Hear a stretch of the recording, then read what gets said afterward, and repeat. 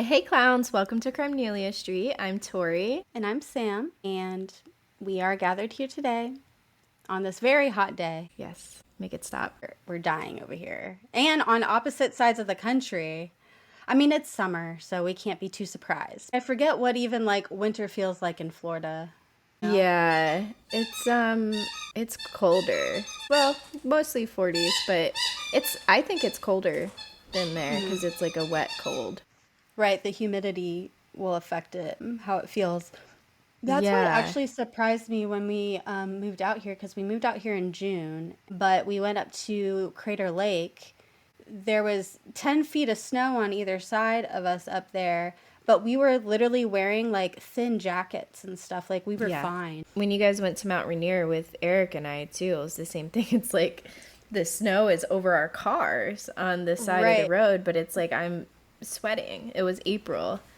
right. I was in a light jacket then too. I remember we were like kind of climbing on roofs at the area that I think it was called Paradise. I remember near Mount Yeah. Rainier. And it's just wild. I even looked up pictures of it, how it looks normally, and it's just so crazy to see. It's like, wow, we were standing on top of that on just like snow.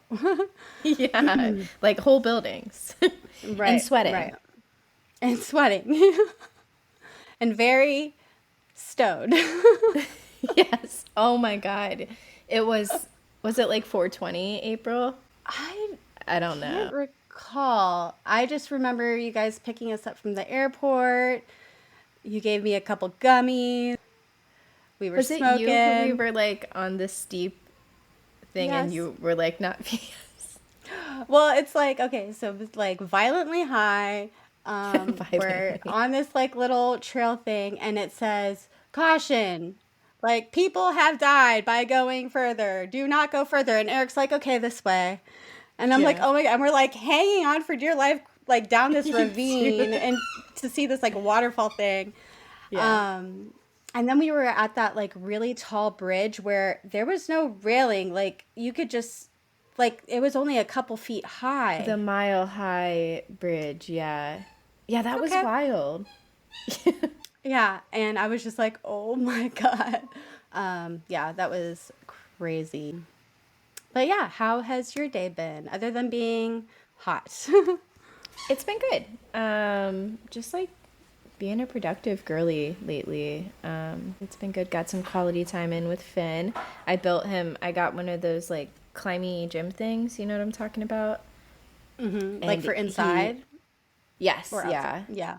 Yeah. It's like, it's got like the two pieces and like a little slide thing that can either connect to the two pieces or like be a slide. Yeah. And Um, there's like little rungs, like a little yes. thingy. Yeah. Yeah. And it took like 2 hours to build that thing. It was more intense than I expected. Um, Right. but he loved it, so that was fun. And yeah, just hanging out, enjoying the weekend. Love a weekend. Yes, absolutely. That's cool.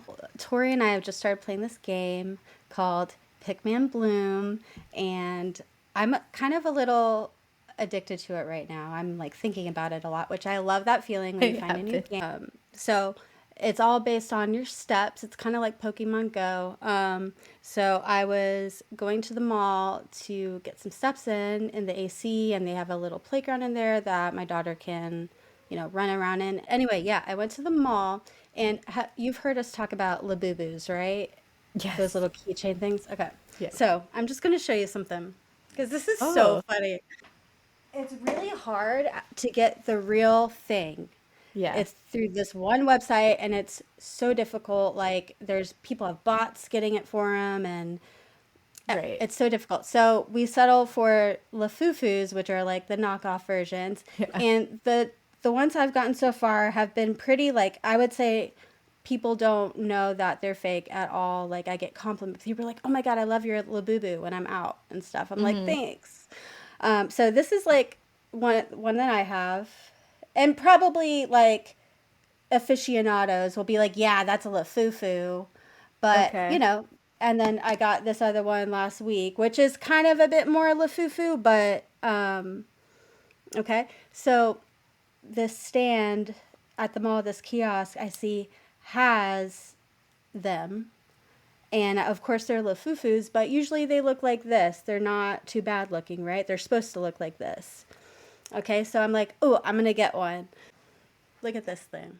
Oh my god. What is up with the Like the tooth? feet, and I know the random green tooth. That's not supposed to be there. It's supposed to be Is one like of the legs on red. backwards? It's like you can kind of twirl them around, I Oh guess, my but it's god. like The so janky. eyelashes on that I thing. know. Um, Wow. like these are passable. Yes. This terrifying. Like stuff of nightmares. So, I can't even really be that upset because it's so funny. So Sam, today is filled with gratitude, which is an Amaya Papaya reference, and we love that with the finale airing tomorrow, I think. I just love it. I know. Yeah, I can't believe Ace and well, it's like I can believe that they got the boot, but it's just this season is so crazy. Like It I don't is. even know. Amber asked me like a week ago who I thought was gonna go to the finale. For some reason, I was thinking it's 3 that go, not 4, and I left out Ace and Shelley, and I can't remember who else. I thought it was gonna be Huda Clark, Pepe and Iris, and Amaya and Brian. Yeah. And Sam was like, I don't know, I feel like Ace and Shelley are gonna slide in.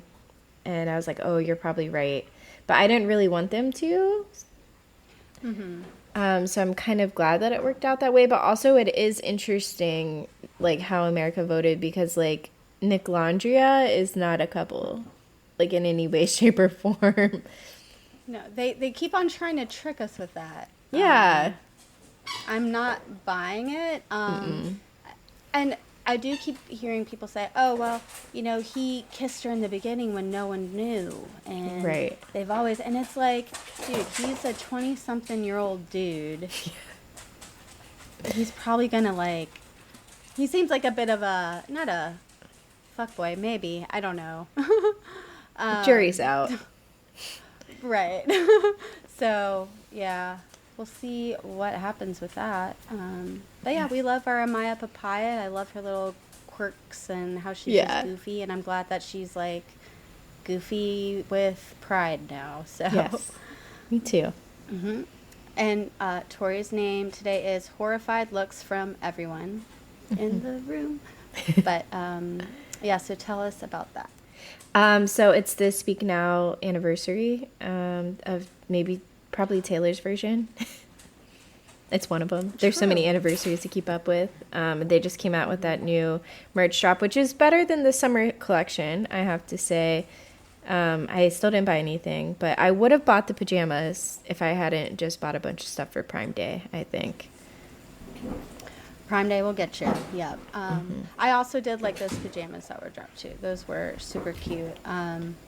Yeah, the summer collection there were some interesting choices.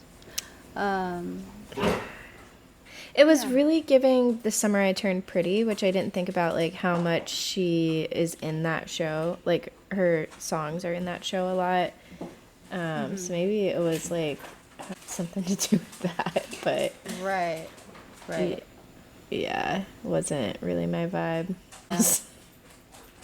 Right. Yeah. It got a lot of flack. I remember there was like that one kind of mesh see-through top, and it said like "keep out of sunlight" or something. And people were like, okay, so Did it like, seriously? yeah, like on the tag, and people were like, okay, so I guess I'll just be inside while I wear it. I don't know. That's so funny. Wow. Sam gave me a heads up that this one is going to be a doozy. I have no idea in which way, but I feel prepared and both unprepared for the sad stuff today.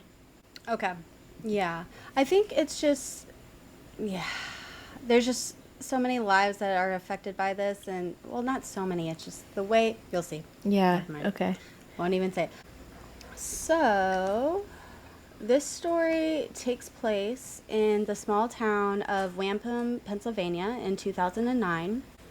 It involves a family that consisted of 26-year-old Kenzie Houk, her fiance, Chris Brown, and their children, Kenzie's two daughters from previous relationships, one named Janessa, who was age 8, another named Adeline, aged 4. And Chris was a single father as well to an 11-year-old son named Jordan. They blended their families together after reconnecting in 2007 as they had known each other in high school. They moved into a farmhouse on 40 acres of land in the small town, which was a total population of 60, and soon became engaged. And in mid-2008, they got some very happy news that they were expecting. The baby boy, who they named Christopher, was due in spring of 2009. And this was especially exciting for Jordan because he said he had always wanted a baby brother. Oh. The morning of Friday, February 20th, 2009 started off pretty normal. Kenzie was 8.5 months pregnant and was currently a stay-at-home mom. She did also work as a hairstylist before, but of course, like 8.5 months pregnant, you don't want to be on your feet like that. No. So, yep, she was just gonna take over all the household duties. So Chris got up and got ready for work at the local tableware company while she helped the kids get ready for school. And Chris left the house around 6:45 a.m. and arrived at work at 7 a.m. Okay. The house was in a bit of disarray because they were in the process of switching rooms. Jordan's room was downstairs, and it had a room kind of attached to it, right next to it, that they had converted into a nursery. So they said, hey, Jordan, like, you take the master bedroom upstairs. We're going to move into your bedroom and switch because it's just easier, especially, like, you don't want to be carrying a newborn up and down stairs if you don't have to and right. all that.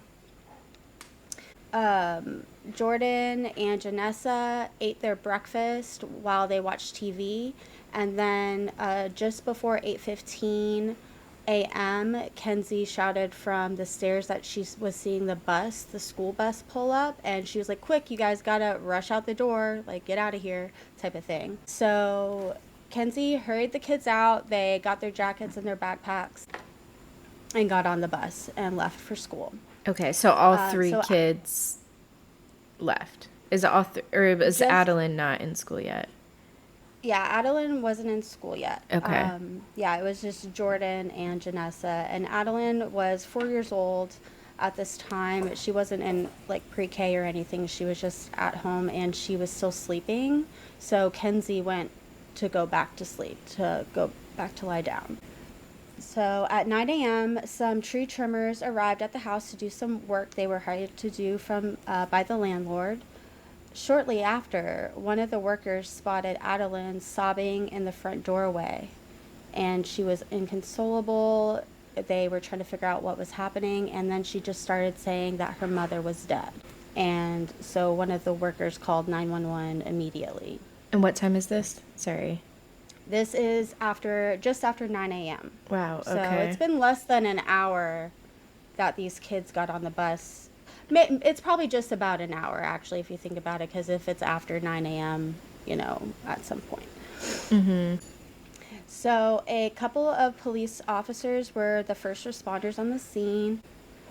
They found Kenzie in her bedroom and thought at first that she had hemorrhaged. The coroner arrived and started to take photos and move the body when they realized it was something else, and that she had actually been shot in the back of the head. Oh my God. So the police start to look around for evidence. There's no clear murder weapon in the room or around Kenzie. However, they did find plenty of guns and ammo in the home, as Chris and his son Jordan were both avid hunters and would go on hunting trips frequently. And this was actually pretty much the norm for young men in this community. It was known as kind of like a hunting community. Yeah. I mean, rural, 60 people. Exactly. Yep, for sure. The police call Chris Brown at his job and ask him to come home immediately. They broke the horrible news that his fiance and unborn baby were gone. Chris Brown said in interviews that he just remembers collapsing and completely losing it. He was, of course, the first suspect and was interviewed and had his hands swabbed for gunpowder residue immediately, and that came back clean. And police also confirmed with his job that he had been there. He got there at 7 a.m., so he was cleared as a suspect right away. Police then go to Mohawk Elementary School to talk to Jordan and Janessa. They also were able to talk to the bus driver, who did confirm that the kids got on the bus at 8:15 a.m. and seemed completely normal. They, of course, did not tell the children about finding Kenzie. They just wanted to ask the children about how their morning went. Okay. Oh, man. The children were interviewed separately and both said that nothing out of the ordinary happened, apart from Jordan mentioned that he saw a black truck near the garage as he was leaving. Oh. Which, to him, it wasn't super unexpected because the owners of the house that they were renting from would sometimes stop by to do maintenance on the property or just check on the animals, because it was 40 acres of land that they were on. So what is interesting about this is that Kenzie had an ex-boyfriend that she was with right before Chris, that she had a restraining order against. His name is Adam Harvey. Okay. And just take a guess about what kind of vehicle he drove. A black, what was it, SUV? Truck. A black truck. Yeah. Yep, he drove a black Ford F-150. So Kenzie and Adam had dated for 6 years, and they were living in North Carolina while they dated. Oh, wow. It seems that, they were together for quite a bit until Kenzie broke up with him and moved back to Pennsylvania. She was also born in Pennsylvania. Kenzie and Adam dated for 6 years. They were living in North Carolina while they were together until Kenzie broke up with him and moved back to Pennsylvania. In October 2008, he moved to Wampum, where his parents lived as well. It seems like they were all kind of from this little community. Okay. And when he found out that she was engaged and pregnant, he started to harass her and her family by leaving voicemails saying he's going to kill them all. So actually, not only Kenzie had a protective order against him, her whole family did as well. Oh my God. Now, also, while they were together, Adam thought that he was Adeline's father, which is her youngest daughter. When Kenzie moved out and started to request child support, he said that he would pay it if they did a paternity test. So the court ordered that. The results came back 7 days before Kenzie was found, and it came back that he was not Adeline's dad. Oh my gosh. Okay. So there's a motive. Yeah. And I feel like she must have thought there was a high chance he was Adeline's dad to even go through with that, you know? Exactly. Right. So we have a clear, motive here. Someone who is already threatening her. So Adeline is not his child. Is the other girl his child? No. Okay. Because they were dating for 6 years. Janessa is 8 Gotcha. at this time. And then Adeline was 4. So she must have gotten, pregnant about 2 years into the relationship. Okay. So none of the kids are his. God. But he was definitely under the full impression that they had a daughter together. Right. For a long time. The police bring him in. He says that he was at his parents' house all morning, which his dad confirmed. And his truck, it was dirty, but it had snow on it. And the officer inspecting this said it didn't look like it had been moved that day. This was obviously probably, I would say, mid-afternoon at this point. It didn't look like it had been moved, and he had no gunpowder residue on his hands. So they let him go. Okay. Huh. Okay. I've shot a gun before, and I don't. Fuck, can't you just wash your hands? And second of all, I don't even remember there being residue on my hands. But I guess maybe Right. like I didn't notice it, but it was there. I don't know. Yeah, it could be a special like swab or something, like how they can like swab for blood even though the blood's cleaned up. Right. Maybe it's something like that. Yeah. Just an interesting choice to just let him go like that. Right. So it's very early morning. It's 3 a.m. on February 21st, 2009. So less than 24 hours have passed. Chris and the kids were finally starting to fall asleep when police started pounding on their door and said that there was a warrant for Jordan's arrest for Kenzie's murder. The child? Mm-hmm. Oh my God. Yeah. So literally within 24 hours, this man had lost his fiance, his unborn child, and now his son had been taken away from him. And in interviews, Jordan said, as he's like recalling these events, he said, and remember, he's 11. Yeah. He said, all I remember was they came and got me at 3 a.m. in the morning. They put me in the back of the car and they took me to the police barracks. And I was in there. And then they took me straight to the county jail. I had no idea where we were going. I wasn't with anybody. It was just a bunch of strangers dragging me around. It's so heartbreaking. Dude, so sad. Of course, this caused a huge media frenzy. As it is, Wampum was just a small town, and his mugshot was everywhere. Yeah, and he said that he didn't even understand what they were accusing him of. Oh Like, he my had no idea. gosh. Did he have like So, a lawyer? I'm sure they gave him a lawyer, like a state lawyer. yeah. But, okay, so what led police to suspect him was the fact that, so they conducted a couple of interviews with the kids. There was one right there at the school, and then they brought them in for another second and third interview. They were interviewing them till midnight that night. Jesus Christ. Yeah, and so in his second interview, Jordan changed the description of the truck a little bit. I think he changed how the lights looked, and then he added, because at this point he knows what's happened, or he knows what's going on.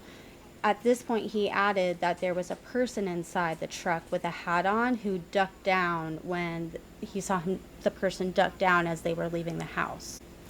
And then when Janessa was interviewed again, police said that she now remembered seeing Jordan kind of moving the guns around that morning.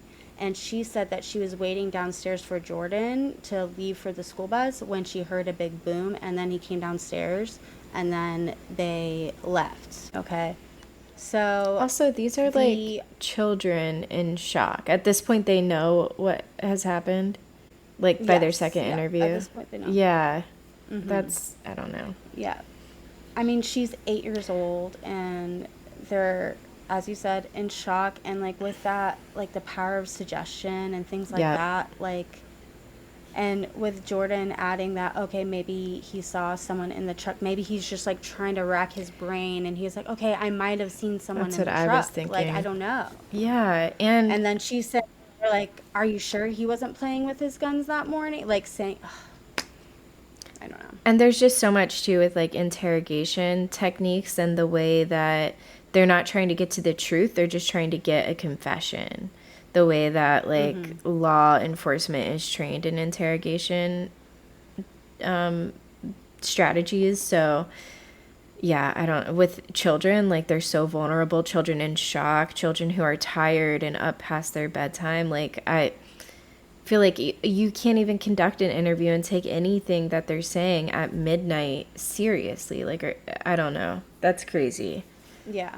It seems really wild that no one questioned, like, what was happening. And I get that. I mean, who just lost their mother. Right, exactly. And stepmom, but mother figure. Yeah, I mean, he did say that he had already been calling her mom at that point. So it's just so sad. So there was the issue with the interviews changing a little bit. The autopsy report said that Kenzie had been killed with a shotgun with a single shot to the back of the head. The wound was described as being oval-shaped with 27 pellets surrounding the area and in the wound. So it seemed like it would be done in close range. And Adeline said, now that she's a bit older, she said that she went to go wake up her mom, as she does literally like all the time. And she thought she was just sleeping, and she was like shaking her, and she like ended up rolling her over when she realized what had happened. Oh my God. And it's just like 4 years old, like, oh my God. No, that's awful. I just can't. For a 4-year-old to have to be the one to discover their deceased mom too. Oh my God. Yeah. Yeah. That's so horrific. So they knew what kinds of guns they had in the house, and that one smelled like it had been shot recently. They never swabbed Jordan's hands, but they did find a small amount of gunpowder residue on his jacket that he was wearing that day. And so, as we talked about, Chris and Jordan were avid hunters. They had been to a turkey shoot just a few days prior, the Sunday previous, and using those guns, wearing the same clothes. The shotgun that the police said smelled like it had been recently fired happened to be a Christmas gift that Chris gave to Jordan from Christmas just a couple months prior. Which, okay, pretty wild, but that was their thing. They were hunters, so it's just none of that is anything crazy. Definitive. That's what's so crazy. Like, this case is so controversial because of all this. So it was all these little things that they are choosing to focus on. And then they came to the conclusion that his motive was because he was jealous of the new baby and that he had to switch rooms. Oh my God. And get the master bedroom. Like, right. Best room in the house. I would have been stoked as an 11-year-old to have the master bedroom with my own bathroom. Right. So Jordan always said from the start that he was innocent and that he could never do this. He even called Kenzie mom, and Chris always stood by him and believed him. Chris said that he would tell Jordan that it would be okay if it was an accident, or even if it wasn't, and that he would forgive him, but Jordan still said he never even touched his guns that morning. After the arrest, the prosecutor was named John Bongavenjo. What? John B. And he told newspapers that he was confident that they could convict Jordan. He said, "It's difficult to charge an 11-year-old with homicide. You have to be sure enough to charge him." And all this time, people are telling police, so many people are saying, hey, you need to look into Adam Harvey. Like, this doesn't make any sense. It's crazy to go for this child when there's, like, a clear motive and person who's there. There's already, like, to me, I always say, like, restraining orders really don't do much, which is so sad, but they don't. Like, the worst it does is, like, yeah, you can call the cops if someone gets near you, but a lot of times you don't have time to do that. The best thing a restraining order does is at least there's documentation. So for that documentation to be ignored and then, like, this poor child get mixed up in it is, I mean, I guess I don't know all the details yet. I shouldn't be saying this poor child, but it just seems like, why take that? Why not? You have to explore every avenue. Okay, I'm getting hot. Exactly.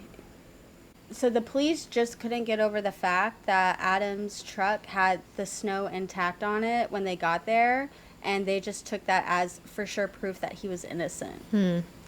I'm like, did this guy have ties or something? Like, this is strange. And for the dad to, and then just to take the dad's word for it, I'm sure there's plenty of parents out there.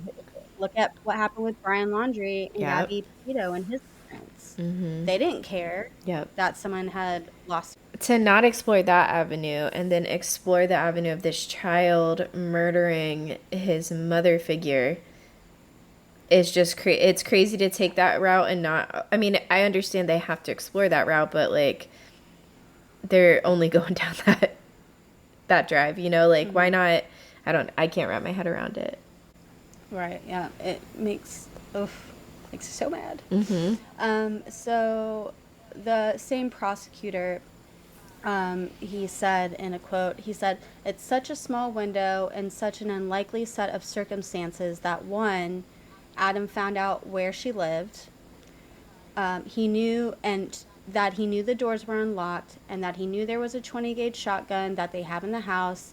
And then he gets there after everybody leaves, before it snows with no tracks, and somehow gets by the tree cutting guys. That seems highly unlikely." Also, like, they're only basing that this gun was recently shot off of a smell, too, which is like, I'm sorry, that's not conclusive. What if he brought his own gun?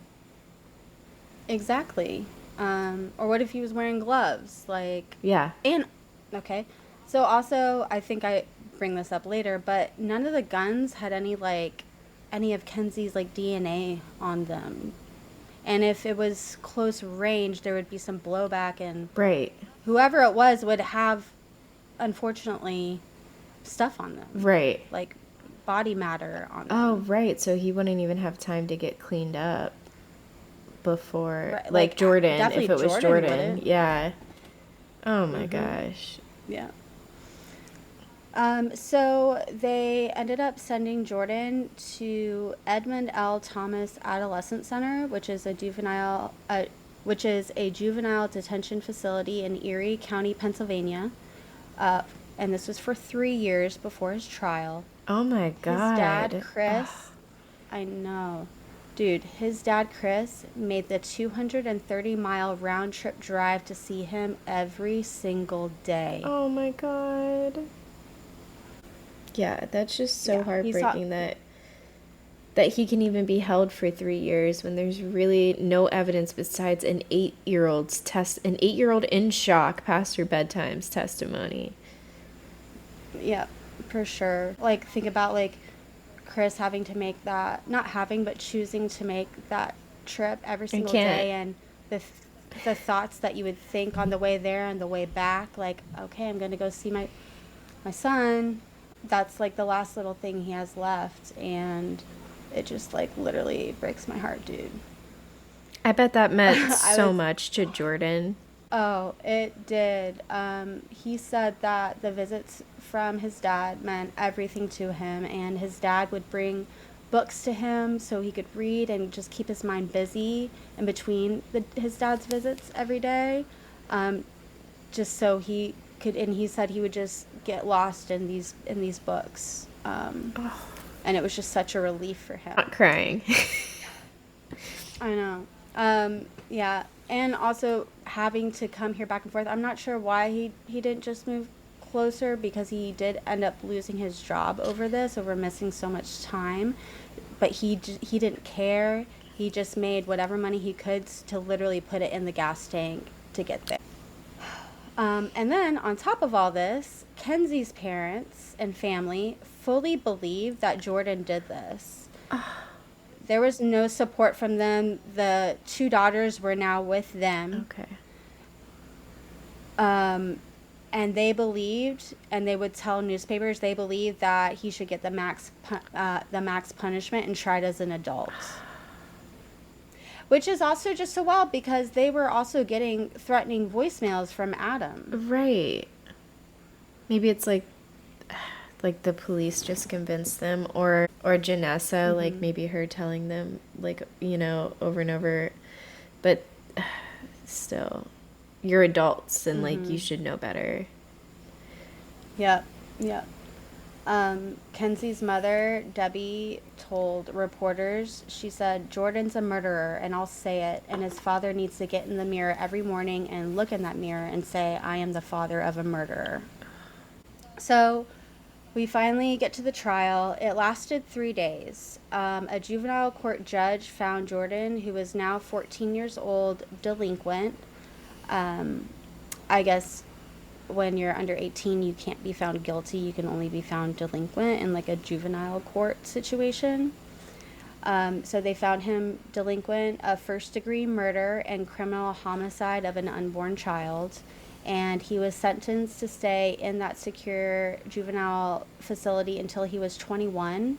And then after that, he would be transferred to prison for life. So while he was incarcerated, Jordan played a lot of basketball. He learned how to play the guitar, and he studied computer science. His lawyers made an appeal 2 months after his conviction, but it took over 3 years for it to even appear before the Pennsylvania Supreme Court. Okay. His attorneys say that police were never able to prove that Jordan Brown's shotgun was the murder weapon. It smelled There like was, it. right, right. And, the wind was blowing a certain way that day, so that must mean. Yeah, crazy. Yeah. So they never found any of Kenzie's DNA on that weapon. They argued that the particle, which was like literally a couple of particles of gunpowder residue on his jacket, that they were like, oh, there's gunpowder residue on his jacket, could have come from the turkey shoot that they went to 6 days prior. Yep. There was no way that they could prove beyond a reasonable doubt that he was Right. the murderer. Finally, in July of 2018, the court sided with Jordan, and his conviction was overturned, and he was finally released at 18 years old after 7 years. That is so. He grew up in there. jail. I know, like his whole childhood is gone.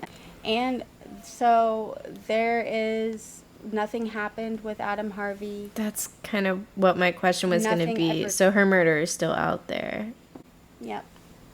I cannot imagine the heartbreak that these people have gone through. Yeah. And all the kids involved. I'm just so happy that at least it was overturned and he's out and can do whatever he can to move on with his life, which he got like a degree in computer science and all that. So he's trying his best to just move forward with his life. So that is the story. Do you know if he got paid out from the state or any amount of money for his time? So he did file a lawsuit, and it is still kind of in the works. Okay. It's still going through the process there. So hopefully, they can get some kind of relief from that. Yeah, obviously you can't get your childhood back, but yeah, I just can't believe they let Adam go so easily like that. I know, dude. Or whoever it is, like, True. that's the problem with, like, bad police work and just, like, going down, like, trying to, like, deciding who did it and then just trying to back that. That's not how you're supposed to go about it. You're supposed to be open to everything and follow where that leads you. But, yeah, it seems like they just wanted to close it up. Probably with all the media attention, too. And they said... And the pressure, yeah. Mm-hmm. They said, well, we could get this little boy for it. It's like hearing him talk and the way he's explaining. Of course, anyone can be a good actor. We get it. Like, if he's really, like, a sociopath like that, then whatever. But I just really don't think that with the whole timeline, what weapon would he have used? He would not have time to really clean the gun like that. Also, too, like, they're saying there's no footsteps in the snow and stuff. Like, where are the footsteps from the kids? And could whoever this was not have taken, I don't know, that same path that, like, Chris would have taken when he left, So I don't know. I just don't trust the police, really. It seems like they're doing a shitty job all around. So I don't feel like I can even trust them when they're like, there's no footsteps out there. Who else could it be? I'm pissed. Yeah. So pissed. So sad. Those poor kids, dude. I know. All of them. Adeline finding her mom, Janessa under all that pressure, and then being probably sounds like pressured from Kenzie's family. Yep. Have they changed their tune? I don't think so. In the interviews that I read I didn't see any interviews with Janessa. It was just Adeline recounting what happened. It doesn't make any mention of her parents changing their mind. Yeah, it's so sad. Yeah. And I hate it. Sorry. It's okay. Sorry for being so sad. But yeah. Yeah, that was a rough one. It was interesting. Definitely a good one to cover. I never heard of it. Yeah, I heard about it a few weeks ago, and I was like, Buckle in. let's do this. Right. I just like I knew what had happened. I just didn't imagine like reading the details that I would be so like emotionally like triggered, I guess. I don't know. But It's awful. I mean, I think too, as us being moms, like just the idea of like, and like the most important person in my life is my mom. Just like the thought of like kids not having their moms is awful. You know, just to start yeah. it out. And then, yeah, there's just so much heartbreak in this one. Yeah, yeah. Yeah, especially when they're that little and your mom is truly your whole world Right. at that point. It just seems like a nightmare situation, and just not being able to escape. Right. It's just like, And being so excited, like they're engaged, she's pregnant, her first boy, he's getting a baby brother, it's like this Brady Bunch kind of family situation, and just all taken away in a single moment, and everything changed. ruined. And Yeah. Ugh. but props to them, because it takes Chris and Jordan, imagine the resilience it takes to get through something like that, and like still be able to like take a picture together smiling. Yeah. And I know that's something I so- noticed in every picture of Jordan. He had this big smile on his face, and I'm just like, oh my gosh. Yeah. just so happy to see his dad. Yes, yeah. Or, God damn it. I don't even think I have any happy stuff on the docket really, except being obsessed with Love Island still. So we've been seeing videos of lots of bars hosting like Love Island watch parties. Yeah. And things like that. And it really is it feels like a football season situation. And same with Big Brother is pretty intensive too. I'm not sure if I shared it to you last year, but there is this, it's a podcast, but I watched it on YouTube. It's called Rob Has a Podcast, and there is this guy on there named Taryn who brings guests on, and they watch the live feeds literally 24/7. Oh, wow. And every single day they are talking about it. It's like an hour and a half long episode, so you can get caught up on everything that's happening that you don't see on TV, because there's all those little Yeah. nuances that happen that if you're just watching on TV you wouldn't know about. So I'm not sure if I sent that to you last year, but yeah, it will start on Monday morning. Okay. Nice. But it's just like, it might be nice to put in the background while you're like working or something. What I was going to say is, so it's like our football season, which is like a bunch of stats and things. And I hear a lot of people like kind of obviously like reality TV. They think reality TV is just mindless kind of entertainment that mainly girls like. But I think I love it because of all the like social and emotional like kind of manipulation, but also just how people react with each other in those scenarios. I think that's what's the most fascinating. So I think we're really just being emotionally intelligent by watching. 100%. Yeah. I was actually having that same conversation with my coworker the other day. And I'm like, it's the social experiment of it all that I'm so interested in. Like, it's just so cool seeing like how real people react to these things going on. So, yeah. Yep. Like you always hear like in the olden days, it's like the town gossip was looked down upon. Like, you don't want to be this old crony town gossip, and then if you think about it, it's like they didn't like the woman communicating, because it's not just gossip, it's information, and probably information about those men. Exactly. Like, no, That's what I was going to say. that's not talking. Which, Yes. burner. She's a burn. She's a witch. Throw her in the lake. Right. While we See if tie she rocks floats. to her feet. So if she doesn't float, then she was actually human. But we wouldn't know if we don't tie the rocks to her feet. So we got to do that. Yeah. Because that makes the most sense. But yeah, it's just interesting. And yeah, we're just being emotionally and socially intelligent and expanding that by As watching always. these things. And yeah, do they chew hot dogs and spit them into each other's mouths sometimes? Which it's like, stop. Please, That no is one. the worst. People complain about it every single time. Literally, it's one a season too, and it's like no one asked for, no one wants it. There's some where they're like Yeah. making smoothies, and It's like so bad. Tara said she turned on Love Island one time, her and her husband, like it was just like on TV, and they're like, okay, well, let's see It what all would the be. hype is about, and it was that episode. And they were just like spitting things into like ketchup into people's mouths. I'm like, no, Yes, don't just watch that one. It's like a 20-minute thing. Just, go. You know what? I love it when they do like the talent competitions. I think they only do them in the UK ones. I don't think I've seen it in the US ones, but I wish that they would do it for the US because Huda's voice, have you heard her sing? Yeah. But we could. Has there ever been where it's like the final moment where they split the envelopes and one person has $0 and one person has 100K or however much it is, and one person does take it? Like, could we? Oh my God. Like, could we get that Not this that year? I've Which seen. it would be so sad, Yeah. and that person would be hated. If it's a Maya and Brian, I don't think we'll get it.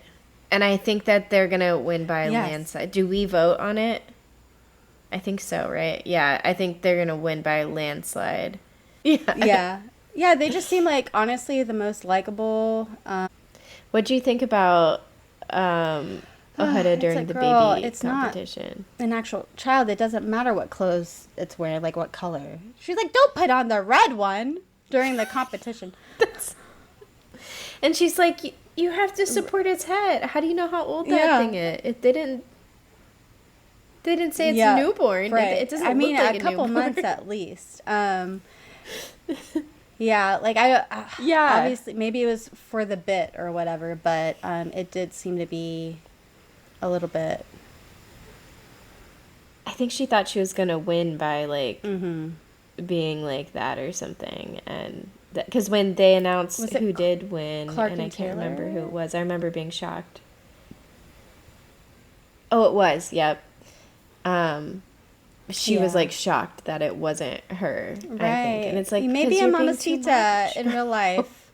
It was so funny with the families. Yes, and they're like, oh, When it's gone her viral. And family- she tells Nick, she's like, dude, apparently, like, our conversation about the mamacita thing, like, went viral. And he's like, yeah, everyone's been saying mamacita to me, like, all the family members, like, hey, mamacita. And he had no idea why. So, but I wonder, because obviously the season before, season 6, I think, right? Season 6? Because this is season 7. With that cast and them getting their own little spin-off series and everything. So they're looking at that cast saying, oh, that could be us too. And it's not going to be all this year. It's not. No. Unpopular opinion, I didn't think that was like such a jaw-breaking, like such an amazing season like everyone else did. I mean, my favorite thing about it was that everyone was watching it because Ariana was on it. So like it like revamped it, I feel like, and like everyone wanted to watch it. So I liked that I had everyone to talk to about it. But yeah, I don't know. It wasn't Right. like, I the best certainly season don't ever, I didn't think. a whole spin-off show is necessary. I'll probably still watch it. Maybe. I don't know.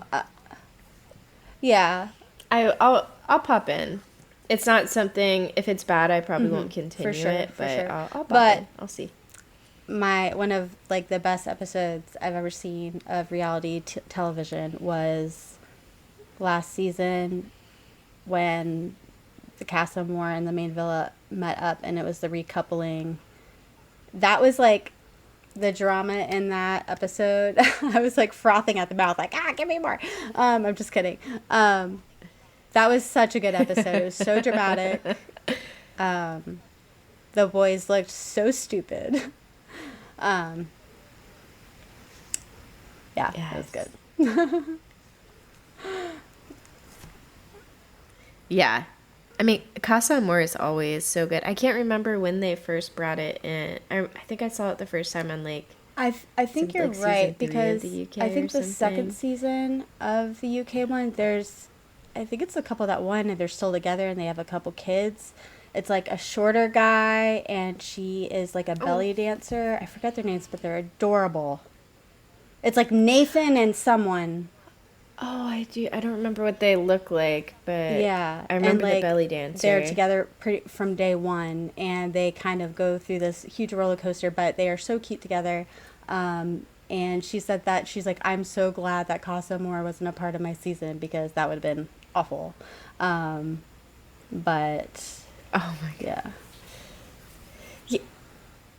I don't understand this season what all the hype on exploring is Right, either. like, That's like really driving me crazy. it's like Ace said something about that in the beginning, and then everyone ran with it. They're like, no, we're always supposed to be exploring. It's like, are you? Because if you, I don't know, like, Right, and then it's like some people got like Mm-hmm. persecuted for it and others didn't too, which is just so like Alondria, even now, she still seems like she's Mm-hmm. kind of hooked on Taylor. And so it's like they never really explored, but it was okay for them to not explore. But then Hannah, who had been with like made 2 good connections in the Mm-hmm. time she was there, which wasn't long, right. And she wasn't exploring right, enough. the girl was doing the best she could. Like, she was, yeah, dude, I feel sad Justice for for her. Hannah. She seems to be doing great though, like on her social medias and stuff. Yeah. Did you see the one where she was like, I was doing fine out of the villa until I watched, like, I think it was episode 26 or something. And it was the one where they're like doing the mailbox and like opening the comment cards. And like Pepe kept bringing up, like, why. She was like, I was just like feeling okay about being out of the villa. Oh And then I my saw that gosh. episode. And like we didn't see a lot of Hannah and Pepe. Like, she said that when Charlie was voted out, he like gave her space, but he like also was like making her food. Like, he made her all this food. He rubbed her back. He like didn't pressure her with anything. He was just being nice just to be there. Like, he does. He seems like a Yeah. really nice guy. He does, like, genuinely the best Yeah. guy for sure on the show. He seems, Right, from a exactly, distance, is what it yeah. appears to be.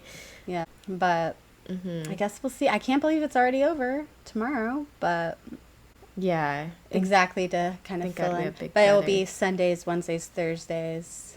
I yeah, I guess we'll survive. Is that what it is? Okay. But Yeah. Oh, yeah. whew, what a time! Yeah. Oh. I Well, know. thank God we had this through the Phew. war. Through the war, yeah, for sure. Thanks for joining us today, clowns. You can follow us on TikTok at Crimenelia ST Podcast. Follow us on Instagram at Crimenelia Street.